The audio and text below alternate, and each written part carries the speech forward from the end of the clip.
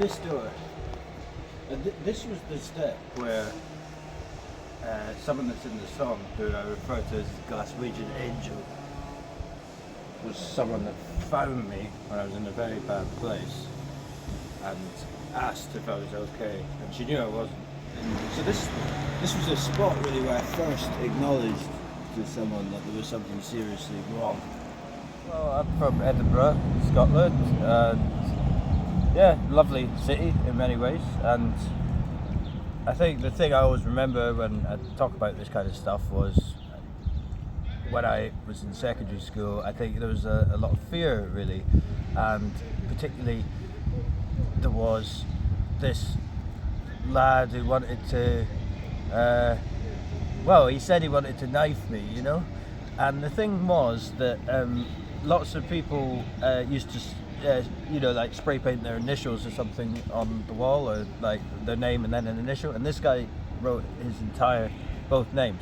So a memory I have is, being scared and walking around Edinburgh and then seeing this guy's name everywhere on the walls, which was quite scary. And I often think about that because I associate all the drinking and everything like that as basically trying to deal with fear, I'd said to loads of people I knew that there was a problem, but this was the time when I admitted defeat, first of all, to this person on this step, when I was at an incredibly low point. And it was sort of, as in the song, it's a bit of and she's like an angel, because she appeared and, said that she'd been noticing me, and because there was a lot of bad behaviour and stuff, and said, I'm going to go to this meeting, do you want to come?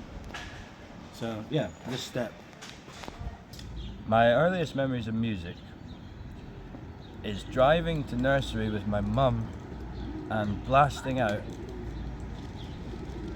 a tape called Rave Anthems 1990, and I was obsessed with rave music, and at the age of about 5, and my mum was very open about these things, even though the songs were all about ecstasy and stuff. And yeah, we used to drive to nursery with banging, and I wanted to get a keyboard to play rave music, so she did. And then we went to the shop, and she said, he wants a keyboard to play rave music, and the guy in the shop said, "You want to watch out for that rave music, you'll be getting into drugs and so on." And she said, "No, it's just for the music." So what I started doing was playing pop songs on the keyboard, and there was that song 9 a.m. till I come. It went do do do do do do do do on the left hand, and then all the kids and some of the the nutters and stuff were like, "That's fucking brilliant! Yeah, play that again, yeah." And then it kind of, I was like, "This music's great, people, And then it just kind of snowballed. Then I picked up the guitar. Then we started a school band. It was just like, life changing, really. Me and Jax wrote a song together in lockdown called "Love at a Distance," and that kind of thing. So yeah, it was really one of these things where I guess COVID kind of gave a little space in a weird way to start writing stuff. Can go out there and you can play music and you can be on stages and rocking out and all these kind of things and be sober, We're not a glum lot. You can go, you can play live music, and you can start raving sober.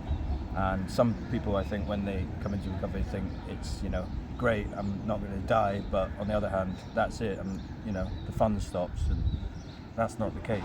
I would say I've written more songs sober than I did when I was smashing it with the booze and everything else.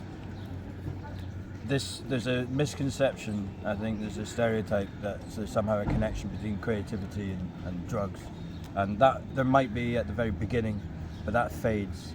It doesn't work anymore. And I remember when I was at it, I didn't touch the guitar or do music for the last 4 years of when I was drinking.